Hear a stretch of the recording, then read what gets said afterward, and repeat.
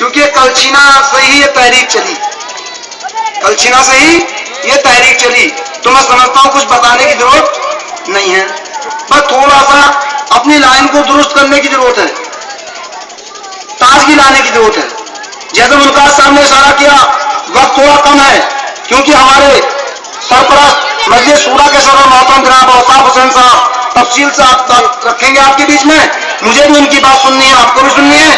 थोड़ी देर में मैं जो वक्त की बात है इस पर मैं तो समझाना चाहता हूं, बस थोड़ी देर के लिए। एक पिता मां की संतान, हम सबके सब है इंसान, जिसकी जितनी संख्या भारी उसकी उतनी हिस्सेदारी, लेंगे देंगे हिस्सेदारी, नहीं करेंगे ताबेदारी, हिस्सेदारी जिंदाबाद, ताबेदारी मुर्दाबाद, दलाल दलाली मुर्दाबाद, अपनी पार्टी जिंदाबाद, अपनी पार्टी अपनी बात, बाकी सबका छोड़ो साथ, और दलाल दलाली मुर्दाबाद, अपनी पार्टी जिंदाबाद। हिंदू मुस्लिम थामो हाथ, हिंदू मुस्लिम थामो हाथ, आओ चलो नेलोपा के साथ, और मेहनत करके खाएंगे और नेलोपा को ही चलाएंगे।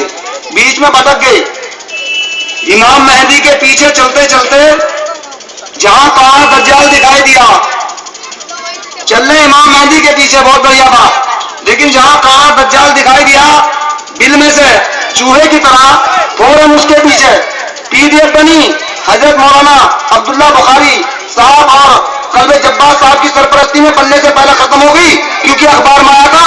उनके जाने से पहले मोहतरम कल्बे जब्बार साहब ने वो प्रेस कॉन्फ्रेंस करके उसका ऐलान कर दिया पीडीएफ का। तो आप मोहतरम इसी बात पर नाराज हो गए, अमौसी हवाई अड्डे से वापस लौट गए कि हमारे बगैर कैसा ऐलान कर दिया। पीडीएफ खत्म, यूडीएफ खत्म हुई, उसके बाद भारतीय जनता पार्टी आई, जर्रार भाई ने सबको 2000 रुपए की तनख्वाह बांटी, पार्टी चलाई, और फिर वो खत्म हो गई। उसके बाद मीर हसन आए, उन्होंने पार्टी बनाई, फिर हाजी याकूब साहब की सरपरस्ती में मौलाना अब्दुल्ला बुखारी फिर नमोदार हुए, यूसुफ कुरैशी को अध्यक्ष बनाया, यूडीएफ बनाई, वो खत्म हो गई।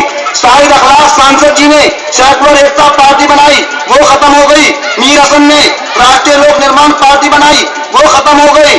उसके बाद डॉक्टर शेख मोहतराज है, ये सब के सब ये नेलोपा में थे। आखिर क्यों थे? सवाल है ना। तनख्वाहियों से पार्टी नहीं चलती, तनख्वाहियां लोगों से कंपनी चल सकती है, फैक्ट्री चल सकती है, लेकिन पार्टी नहीं चल सकती। इस पार्टी के अंदर, नेलोपा के अंदर, और गरीब और मजदूर और बेकार और मजदूरों का पैसा लगा है, और इतना पैसा लगा है कि ये पैसा काउंटिंग नहीं कर सकते। अगर काउंटिंग कर लो तो मेरे मोहतरम बुजुर्गों दोस्तों, आपसे कहना चाहता हूं कि न जर्रार भाई इतना पैसा खर्च कर सके, और ना ही डॉक्टर यूसुफ साहब तो क्या, उनके बाप भी इतना पैसा खर्च नहीं कर सकते। सवाल यह है कि इस पैसा एक जेब से नहीं लगा, बल्कि पूरी कौम और पूरे मुल्क के लोगों की जेब से लगा है, तो इसलिए काउंटिंग नहीं हो पाया, नहीं लग सकता दोस्तों बुजुर्गों। लेकिन अल्लाह ने तमाम पार्टियों को खत्म कर दिया। आज तुम्हारे सामने ये 20 पार्टी इसके 4 टुकड़े हो गए, और उनके एमएलए भी चले गए हैं। मेरे दोस्तों बुजुर्गों, हम आपसे बताना चाहते हैं, हम आपसे कहने के लिए आए हैं कि ये ख्वाब नेलोपा ने देखा। इंशाअल्लाह अजीज, ये फसल आपकी बोई हुई है, और इस फसल को काटने के लिए बहुत से लोग सोने और चांदी की कुल्हाड़ी और दराती और कुर्पे लेकर के मैदान में इस फसल को काटने के लिए आए हैं। इंशाअल्लाह मुराद में ये फसल आपने बोई है, इंशाअल्लाह आप ही काटेंगे। सोने और चांदी की दराती से कोई माए कलाम इस बोई फसल को नहीं काट सकता, क्योंकि देख लो नेलोपा आपके सामने बैठी है। दोस्तों बुजुर्गों, मोहतरम जनाब औसाफ हुसैन साहब, माननीय टीकम सिंह जी, माननीय खुर्शीद आलम आलवी साहब, मुमताज अली साहब, जो भी नेलोपा है दोस्तों बुजुर्गों, वो तमाम आपके मंच पर मौजूद है, आपके साथ है दोस्तों बुजुर्गों। और जब नेलोपा की बीन बजेगी, आप जानते हो ना, जब नेलोपा की बीन बजेगी तो कोई सपेरा भी तुम्हारे नेलोपा के सांप को और नाक को अपने पिटारे में नहीं रोक पाएगा। बोलो रोक लेगा? बताओ रोक लेगा? नहीं रोकेगा दोस्तों बुजुर्गों। तो आखिर क्या मामला है? मुमताज भाई ने इशारा करा। एक बात बस अर्ज करना चाहता हूं कि तमाम भाइयों ने अपना हाथ पा लिया। इसी मुल्क में दोस्तों बुजुर्गों, पंडित भाई की अपनी पार्टी, अपना झंडा, अपना नेता, अपना निशान। इसी देश में जाट भाई की अपनी पार्टी, अपना झंडा, अपना डंडा, अपना नेता, अपना निशान। इसी मुल्क में यादव भाई की अपनी पार्टी, अपना झंडा, अपना डंडा, अपना नेता, अपना निशान। और इसी मुल्क में मेरे हरिजन भाई की, दलित भाई की अपनी पार्टी, अपना झंडा, अपना डंडा, अपना नेता, अपना निशान। सिख सरदार की अपनी पार्टी, अपना झंडा, अपना डंडा, अपना नेता, अपना निशान। और इसी मुल्क में आदिवासी भाई की अपनी पार्टी, अपना झंडा, अपना डंडा, अपना नेता, अपना निशान। तुम्हारी कौन सी? अच्छा एक बात बताओ मेरे दोस्तों बुजुर्गों, अल्लाह के नबी सल्लल्लाहु अलैहि वसल्लम ने जब भी कभी कोई लश्कर अगर मैदान रवाना हुआ तो क्या दिया अपने हाथ में? क्या चीज दी? अलम दिया। झंडे के बगैर कोई लश्कर को आपने रवाना नहीं फरमाया। ना तेल दी, ना तलवार दी, ना तीर दिया, ना कोई और मुस्वाक दी, ना टोपी दी, ना तस्बीह दी, बल्कि उनके हाथ में अलम दिया। दोस्तों बुजुर्गों, हम बगैर झंडे के झंडू फिर रहे हैं ना। झंडा भी दोस्तों बुजुर्गों सुन्नत है, इसे क्यों बोल रहे हो आप? और झंडा हाथ में दिया दोस्तों बुजुर्गों, और अमीर के हाथ में झंडा पकड़ाया और फरमाया कि आपके अमीर रहेंगे। फिर फरमाया कि अगर ये शहीद हो जाएं तो ये अमीर रहेंगे। फिर फरमाया अगर ये शहीद हो जाए तो ये अमीर रहेंगे। फिर फरमाया अगर ये भी शहीद हो जाए तो मशवरे से किसी को अमीर बना लेना। लेकिन दोस्तों बुजुर्गों, अपना झंडा भूल गए और तमाम लोगों का झंडा अपने हाथ में ले लिया। इसी वजह से दोस्तों बुजुर्गों, वो फायदे में चले गए, हम लोग नुकसान में गए। आपसे अपील करने के लिए आए हैं कि जिस तरीके से दोस्तों बुजुर्गों मेरे दलित भाई ने कह दिया था, जवाब दे दीजिए कि बहुजन समाज पार्टी मान्यवर काशीराम जी ने मिशन चलाया, वो गरीब थे। इस तरीके से इस देश का अंदर मेरे चार भाई सबसे पहले राजनीतिक कौन है? इस देश का राज जाटों का बड़ा चौधरी चरण सिंह की बिरादरी, जाट भाई, मैं उनको सलाम करता हूँ, सम्मान करता हूँ। और वो कौम में रहने वाले बड़े बड़े लखपति और करोड़पति, अरबपति, खरबपति जाट भाई थे। भरतपुर की शासक और रियासत मौजूद थी और जोधपुर की रजवाड़े मौजूद थे और बीकानेर के तमाम आमेर के तमाम जाटों के रजवाड़े मौजूद थे।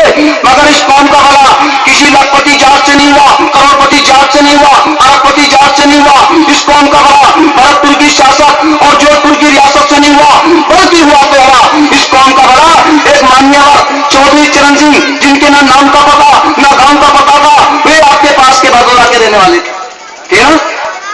कोई नामजद आदमी थे? नहीं। इसी तरीके से दोस्तों बुजुर्गों, मेरे यादव भाइयों में, यदुवंशी क्षत्रियों में बड़ी बड़ी शासक और रियासत के मालिक थे।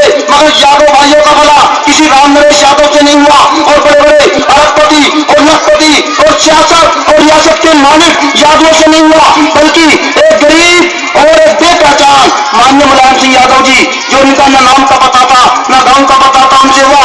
और जिस तरीके से इस मुल्क के अंदर मेरे हरिजन भाई, मेरे दलित भाई का भला, उनका कल्याण और उनको हुक्मरानी, उनको इज्जत, हुकूमत, नौकरी किसी देश के बड़े बड़े अमीर अरबपति और हरिजन भाई से, दलित भाई से नहीं हुआ, बल्कि मामूली काशीराम और मायावती से हुआ, जिनके पास नहीं घुसता न उनके नाम का पता न गांव का पता।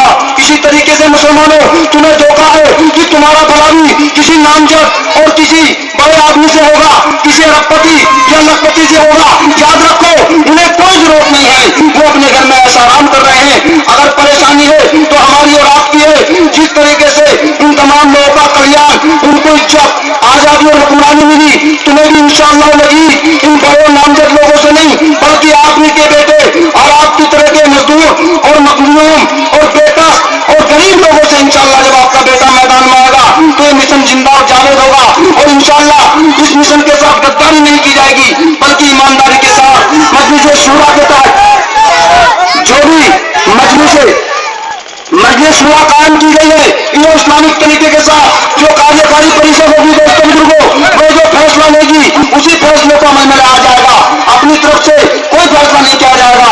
तो इंशाअल्लाह अजीज यही दावत और पैगाम देता हूँ। हमारे औसाफ साहब यहाँ मटकर तशरीफ फरमाए, हमें और आपको उनकी बात सुनना है। इन्हीं चंद बात के साथ मैं अपनी बात को खत्म करता हूँ। शुक्रिया, खुदा हाफिज, अस्सलाम वालेकुम।